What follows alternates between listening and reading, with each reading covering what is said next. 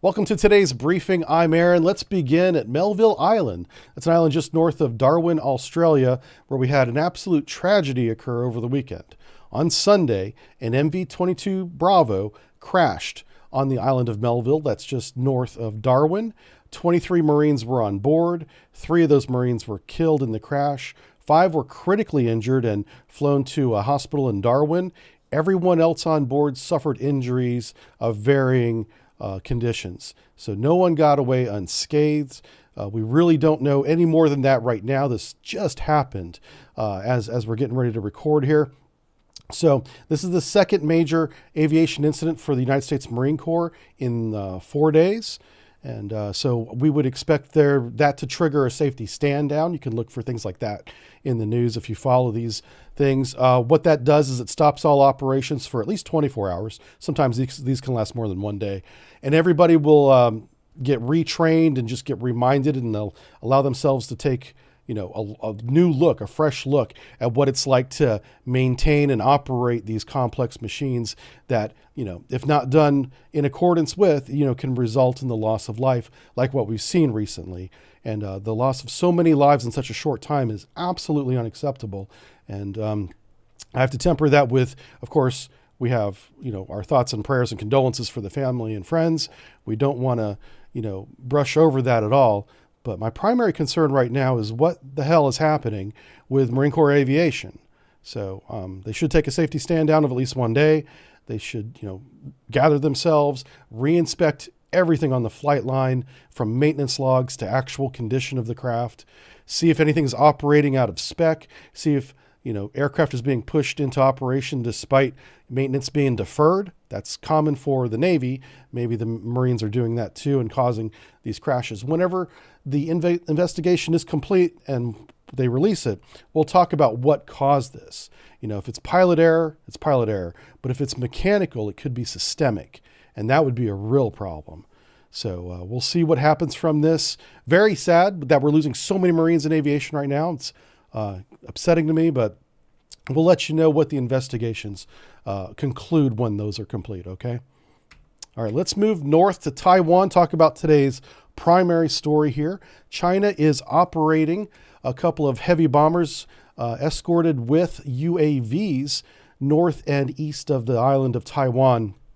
I think these two are working together. Obviously, the UAVs are normally controlled from a facility ashore. The bombers, I believe, have the capability to control the UAVs. They could be practicing this. At the very least, the heavy bombers are communicating with the UAVs, sharing sensor data. So I have a theory about this, and I'm curious as to what you guys think, is I believe that they're practicing getting high-resolution targeting information from the UAVs for ships on the surface below and in the surrounding areas. And surrounding areas could be quite a long range, especially with the radar they have on board these H-6 bombers. One of my theories is that I know they're working on improving the targeting capability of the anti-ship ballistic missile, because while that ballistic missile has been proven to hit static, non-evasive targets ashore, as in a target range, and at sea, they shot a ship with this that was at anchor, they have not demonstrated the ability to shoot a moving ship that's actively trying to avoid being shot. One of the things that every weapon system needs to hit a target like that is high resolution, high fidelity, terminal targeting data. And I believe that's perhaps what they're practicing collecting right now and improving their procedure for. That's just one of many things that they could be doing, but I know that they want to improve that so their weapon systems, including that anti-ship ballistic missile, become a little more effective. And then I'll kind of wrap that up for you with additional information here in a minute, but I want to go over to Guam and talk about this increased tempo we're seeing over here on the island of Guam. This is with heavy long-range bombers. There's B-1B Lancers and B-52H Stratoforces on the island of Guam. That's not new, by the way. That's part of a task force mission providing a continuous bomber presence at Andersen Air Force Base, and that's been a policy for years. That's not new. What is interesting to me is the increased tempo we're seeing in terms of flights out of Guam.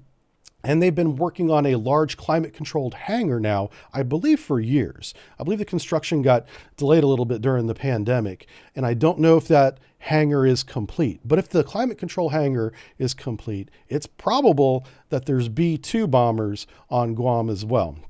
They usually don't make that stuff public, so we wouldn't know for sure if there was.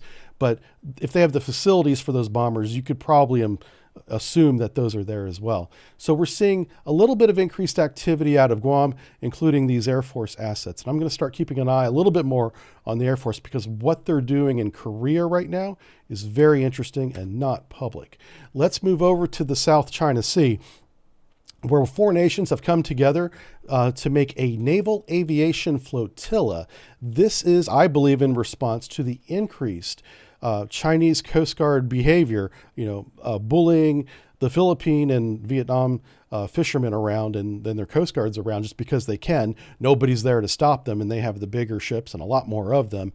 And so what we did is we got together with Japan, the Philippines, and Australia, and made a little aviation flotilla, if you will. This includes the HMAS Canberra and the escort destroyer Anzac, the Japan ship Izumo, which is that big carrier-looking thing right above my head there, and their ship Samidare, if I'm saying that name right. And we provided the USS Mobile, which is an LCS Independence class there with them. And the Philippines have also provided BRP Davio del Sur, excuse me, as a Turlock-class landing ship. And what that does, it has a helicopter landing pad, and it has reinforced small boats where Marines can get on board and conduct boarding operations. So it looks like this little flotilla is designed for local aviation, keeping an eye on things, with the ability to send Marines to board ships if necessary for inspection or whatever reasons. So this is clearly, though, in response to China's attempt to prevent the resupply again of BRP Sierra Madre over there on 2nd Thomas Shoal. I can confirm now that resupply has been successfully completed, probably in part due to increased maritime patrol overhead documenting all of these incidents, and China actually responding, surprisingly in my opinion, to being embarrassed or shamed publicly about their behavior. So maybe the pride of China can be used against them. Maybe we can use their ego to get them to comply with international norms. We'll see about that, okay? But we do know that Sierra Madre has been resupplied again with fresh water, fresh food, and fuel for the handful of Marines that are on board that. So this is a very similar instance to the United States presence in the Straits of Hormuz, where we had left for a short period of time, and then regional navies began becoming more and more belligerent and doing things to neighboring countries, including attacking ships in port like what Iran did, until we reestablished our presence there recently and calmed everything back down. Well, we established a coalition, if you will, of quadrilateral cooperation between 4 countries and patrol the South China Sea, and suddenly things calm down again. So maybe this is just the norm that we have now, is we're required to be, present so that people behave. We're not the hero you want. We're the hero the world deserves at this point. We didn't want to do this, but we have to keep an eye on things. Let's head north, just east of Okinawa, where we have the USS Ronald Reagan Carrier Strike Group is working with Japan's Maritime Defense Force here.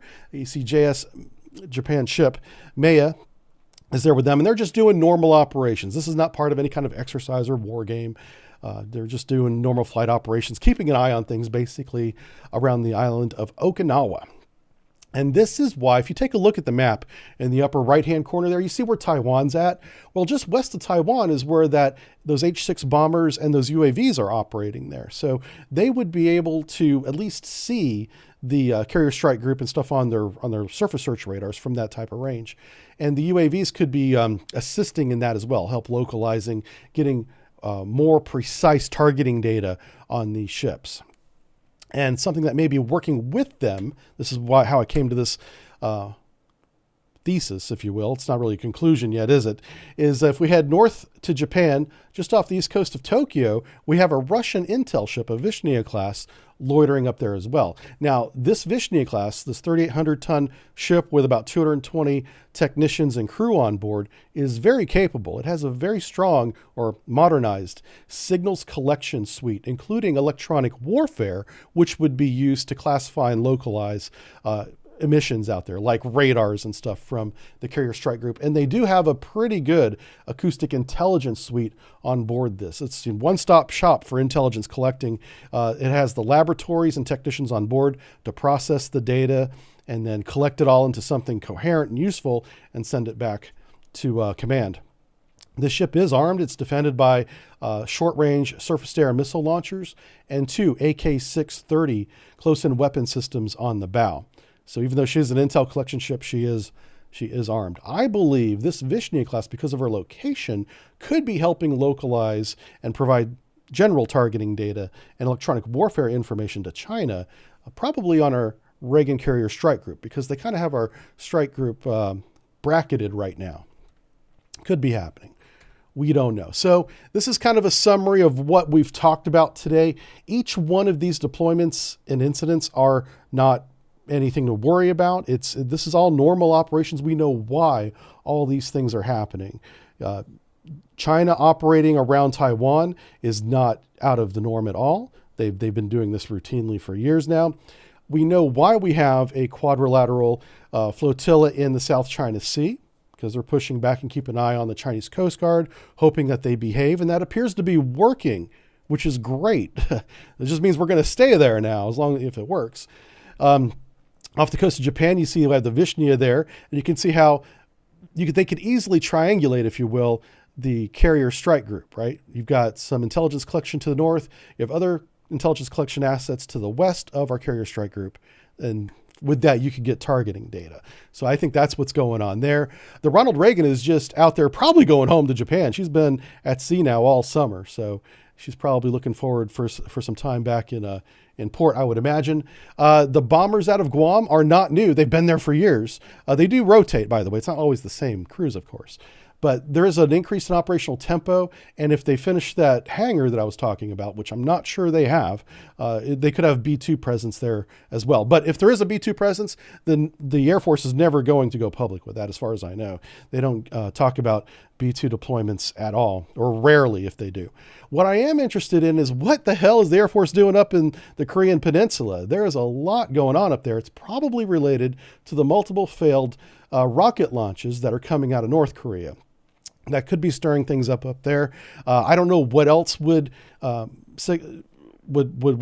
justify these increased activities, but we're seeing a lot of Air Force and probably ground activity connected to the Air Force activity up there on the Korean Peninsula. If anything becomes public of that, This is a very active military region of the world right now, but everything has a reason. We know why each one of these things are going on, so there's really no reason to sweat or think something is going to happen. This is just the world we live in right now. And if anything, we've actually seen a de-escalation of aggressive behavior by China in the South China Sea, which is great news. So things to look forward to is I will get back to you with the aviation investigation reports to the death of those Marines.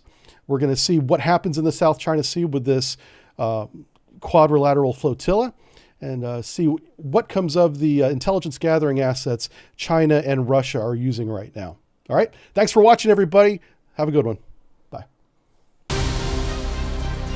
I didn't even get to show this one. Look at this picture. It's fucking beautiful.